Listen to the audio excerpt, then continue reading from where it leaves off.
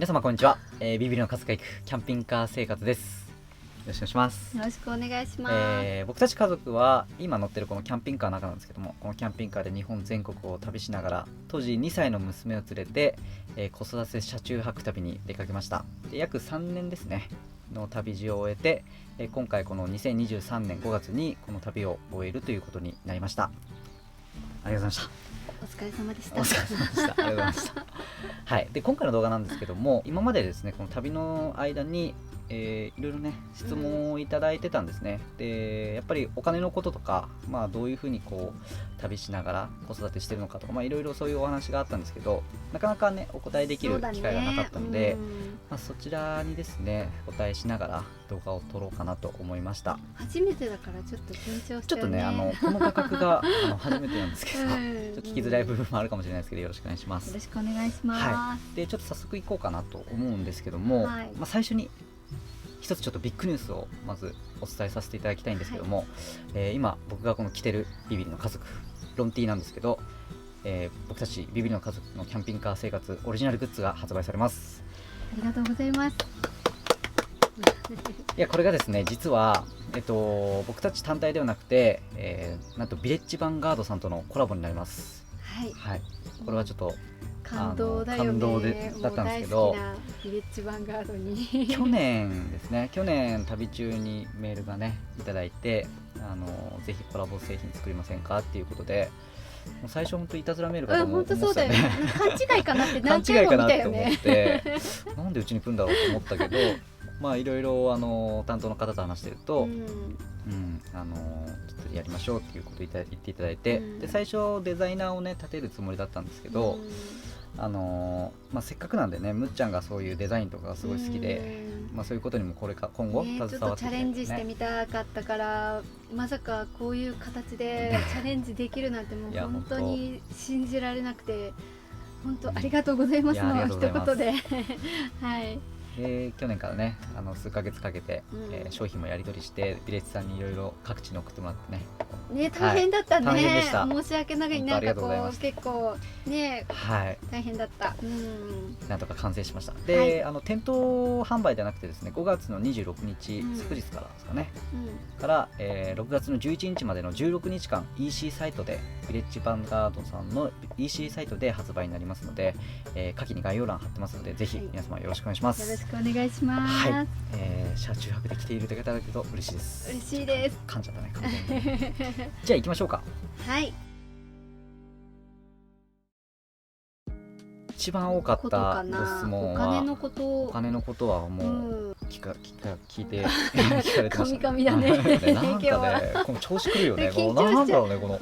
私がアプリで管理してました。はい。全体の平均をやってなかったな。やってないんだ。だいたい15万から30万ぐらい。幅広いね。やっぱ広い。変動がすごいですね。楽しむときは楽しんで、食費が5万8,000円から6万5,000円ぐらい使っちゃってた。外食は入ってないですよね。外食入ってない、別にしてる。ほぼうちは自炊です。朝食は娘のことだけ食べてるって感じですね。それでビール代、ビール毎日ビール日本酒ビールは毎日飲んじゃって、焼酎も毎日飲んじゃって、めっちゃ全部だよ。で12月とかイベント時はなんかすごい跳ね上がっちゃってた。それはね、洗濯が月1万400円ぐらい、1回でだいたい平均して1300円400円ぐらいかかっちゃうんだけど、それが週にやる感じでしたね。あとお風呂に入れない場所に来ると洗濯する回数もどんどん減るね。だから体は汚れるけどコスパは良くなる。コスパ良くなるね。服とか美容道具とかは、美容品ね、全然買ってなくて、一回 BS の撮影がいただいた時にね、服1回買ったぐらいだったね全然服買ってない。本当買ってないですね、昔の動画見てもらえると分かると思うんですけど、同じ服着てると思います。でもともと私たちあんまり服買わないよね、東京にいる頃からね。美容に関しては私本当お金使ってたんだよね、最初の頃。すごい高かった。だけど旅に出るっていうことで、めちゃめちゃドンって減らしちゃって、今まあ大体ワセリンになっちゃったから本当お金かかんなくなった。いや逆に私もね、お金、そこは浮いたかな。旅のおかげかもしれないね、それはね。で交通費が大体、その動いたり動かなかったりで全然違うんだけど、まあ1万円ぐらいなのかな。それはガス代は入れてないですよね。ガス代ってガソリンと違うの？交通費？交通費はあれじゃない、動くために移動するときに使うお金だから、例えば高速代とか。高速道路とか？入ってる。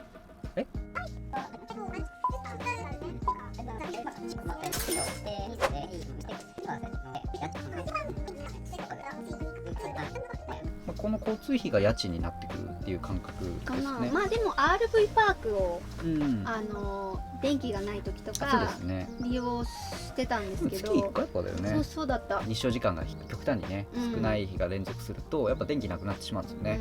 そういう時に、RV パークに入ったりとかしてました。だから夏とかはもう毎日入らないとまずくなるから、夏の旅は結構かかってた。夏はすごいかかってた。夏とかは本当車中泊はおすすめできないです。もう暑すぎるそうだね、もうね、精神かかってくると思いますね。お金もかかるから夏はできないかな。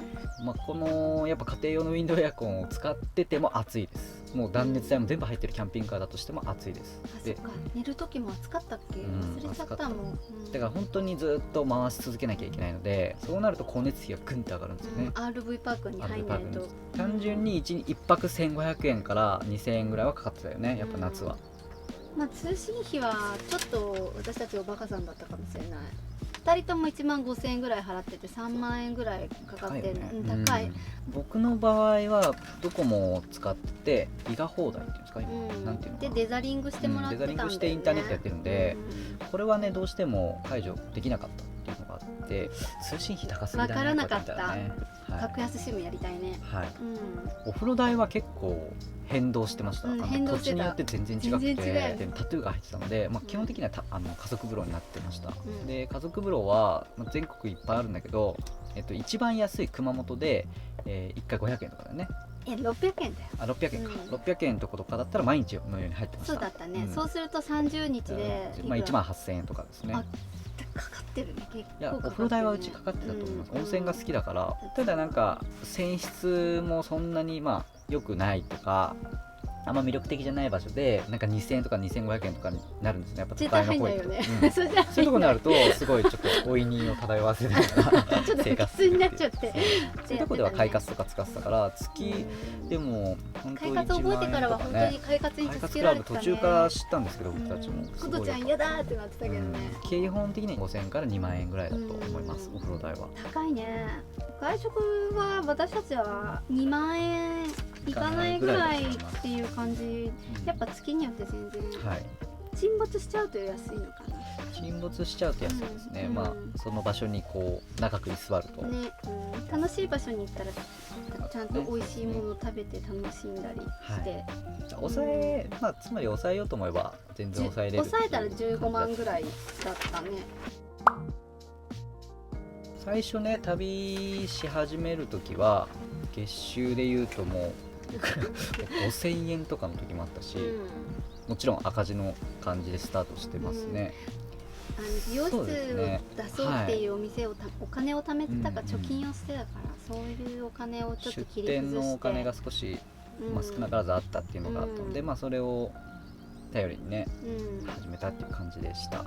それからね、この3年の時を経て、YouTube を通してのお仕事がやっぱりいただけたのが大きかったかな。やっぱり途中からですけどね、いただけるようになって外食できるようになりましたね。最初はやっぱりね、ささみとかそう、鶏の胸肉しか食べられなかった。鶏頑張ってくれたと思います、家族は。その時は料理も下手くそで、なんか鍋だったよね、基本的に、もう毎日鍋食べてたと思いますね。胸肉の鍋みたいなね、食べてたね。そう、楽しかったですけどね。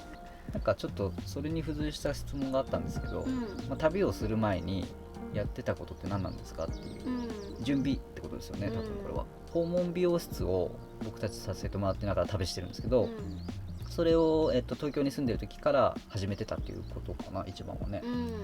それはやっぱり大きかった気がします。そのためにブログの勉強してたね。ブログも後からやってたし、ただなんかこうアクセスしてもらった時の受け皿ですよね。そのなんか来た時にこの人たちは何なんだろうっていうところの受け皿だけは作っといたっていうのはあったかもしれないですね。YouTube からと、それと PR 動画を撮ってくださいっていう仕事の依頼が来たと、あと訪問美容の予約が入った時にブロテの収入で賄ってって、ダメな時は貯金を崩しみたいなね、そういう感じでやってました。ギリギリです。ギリギリです。1回だけあったよね。大したことなかったんだけど、夜中に警察がポンポンポンって来たのが怖かった。ちょっと動画にもしたんですけど、連休明けでね、こうキャンパーの人たちがナイフとか車に積んでんのを検挙してるようには見えましたね。びっくりしたね。あれはこんなことあるんだと思って。気の毒で、本当子供連れの方たちもいたから、みんなにコンコンしてたよね。銃刀法違反になるので気をつけてください。防犯面で言うと、一番はやっぱロデオだったっていうのが一番大きくてこのポンコツ感はあんまりここリスクかけて泥棒さんも多分入ってこないだろうなっていうのがありますね。外見汚いもんね。汚いですね。穴開いてるわけだしね。いろいろこう YouTube とかでもね、なんかいろいろ知り合ってその方のとこ訪問しに遊びに行くと、みんな味あっていいっすねっていうね。でも私本当にエアコンの後ろの穴開いたままの状態は絶対直すと思ってた。あれね。直さないでね、第2シーズンの。僕も思ってましたよ。思ってたんだ。出発の方が早くて。できなかったんだね。そう、なかなかね。だそんなロデオをどうするんですかっていう質問があったんですけど、ロデオはいりません。これはもうありがたいことに譲ってくれっていうお話を結構されるんです、実は。だけどことがね、すごい泣いたんだよね。泣くぐらい嫌だって言って、ちょっと嬉しかったね。そうだね、嬉しかった。ことにとっても大切な家だったからね。だから大事に。ちょっとなんかこの3年間で疲れたと思うんで、少しね直してあげるとこ直して。水出ない時もたまにあって、ポンプもね、もう接触不良であそこをこうカチッてやってポンプが出るんですけど、多分ぬか漬けでしょ。そうなんだよね。ぬか漬けの汚い手でこうスイッチを使ってぬか漬け挟まっちゃう。ぬか漬けのカスがちょっとこうよく頑張ったなって思っちゃうな。そうですね。それも含めてロデオっていう感じですね。今後も一緒にビジネスパートナーなのでやっていくと思います。はい。キャンピングカーでのね、子育ての悩みは多分いっぱいあるけど、なんかそれは多分僕たち特殊だからね、そこではなくていっぱいあって、今ことちゃんが幼稚園にね行くようになって、今行きたくないになってるから、今それに悩んで心を痛めてるね。そうですね。今実はいつもここにいる娘のことがいるんですけど、今幼稚園に行ってます。今日も嫌だって言っててね。幼稚園で何かあるのかなと思ったらそうではなくて、バスに1時間ぐらい揺られていくっていうのと、あとむっちゃんと離れたくないっていうね。ずーっと一緒にいたからだと思うんですけど、みんな絶対通る、これってみんな悩まなきゃいけないことだと思うから、頑張って乗り越えようと思ってます。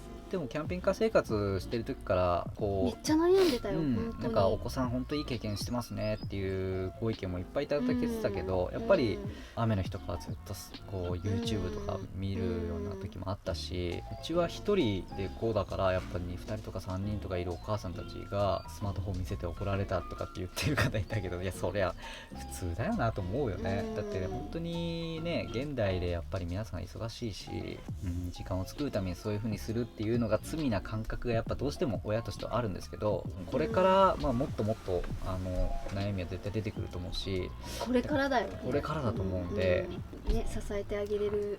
ぜひ皆さんもコメントで教えていただければなと思います。よろしくお願いします。情報交換できたらめちゃくちゃ嬉しいです。なんかそんなことも踏まえてね、なんかコメントでもちょっといただけてたんですけど、ライブしないんですかなんていうのをね言っていただけてたんで、なんか今までキャンピングカー生活だとやっぱできてなかったんで、あとちょっと怖いっていうのなんか恥ずかしくてどうやって喋っていいか分かんなくなりそう。かなり緊張しいなんでね、2人とも、お酒とか飲みながらやれたらすごい楽しいなってちょっと思ったりした。めちゃめちゃ内容入り込みそうだもんね。お酒入ったら結構危ない。危ないね。定住するんですか、キャンピングカーに住み続けるんですか。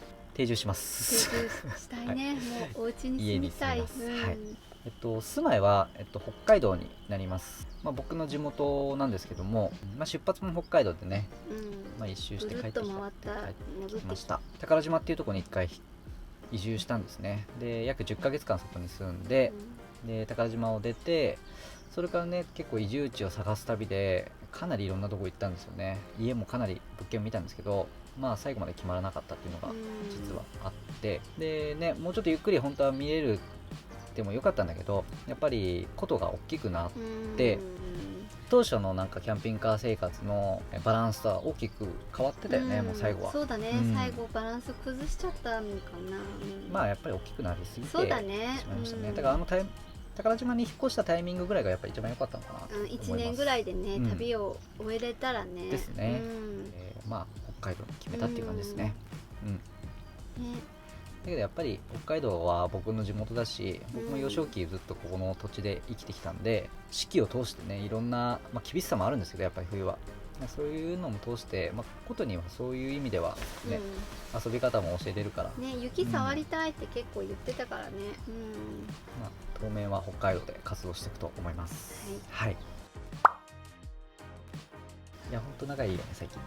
最近すごい仲良しだね。すごい仲いいです。後半すごい仕事と旅とのバランスが崩れちゃってね。